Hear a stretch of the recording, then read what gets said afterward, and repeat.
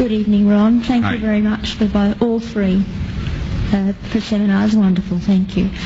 My question is that you said that you had the blood of our Lord examined by the Israelis. That's correct. What was their determination of that? Okay. Now, we won't be able to take second questions. I'm sorry if you're on your second one, please just step out. I love you, but we're running out of time. Real quickly, okay. Dried blood is dead blood.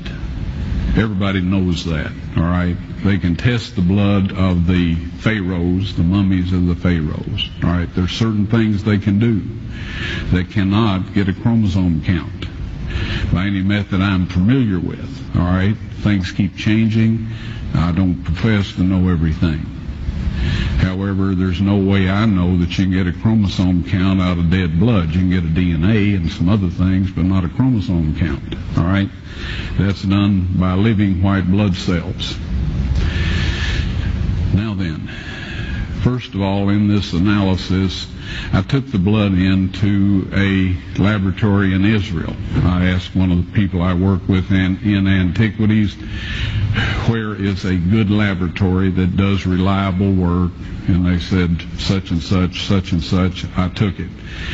I just said, please examine this blood and tell me what you can tell me about it. All right? They said, well, look, we're going to reconstitute it. We're going to put it in normal saline and keep it at body temperature for 72 hours with gentle swirling. All right? That's their business. That's great. I said, now I want to be there when you check it out. They said, fine. So I was back. They checked it out. I said, now, they said it's human blood. We can tell that. They did whatever tests they need to do.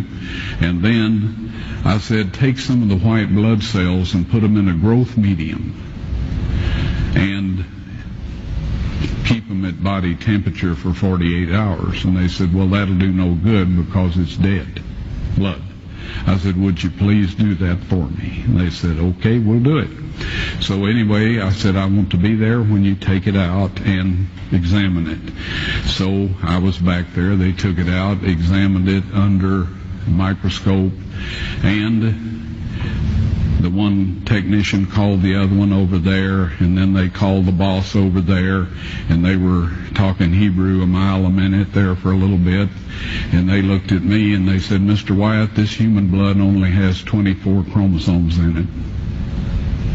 Everybody else has 46. You see, 23 from your mother, 23 from your father, 22 autosomes from your mother, 22 autosomes from your father.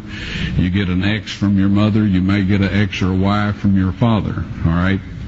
This blood had 23 chromosomes from the mother's side, one Y chromosome only.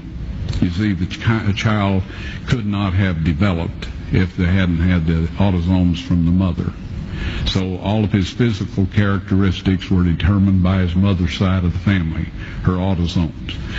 His maleness was determined by this one Y that came from the source, not a human male. Then they said, this blood is alive. And then they said, whose blood is this?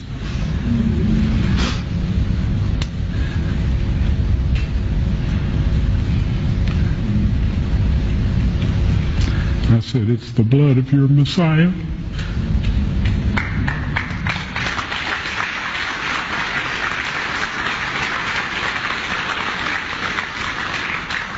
And I assure you, those men's lives have changed.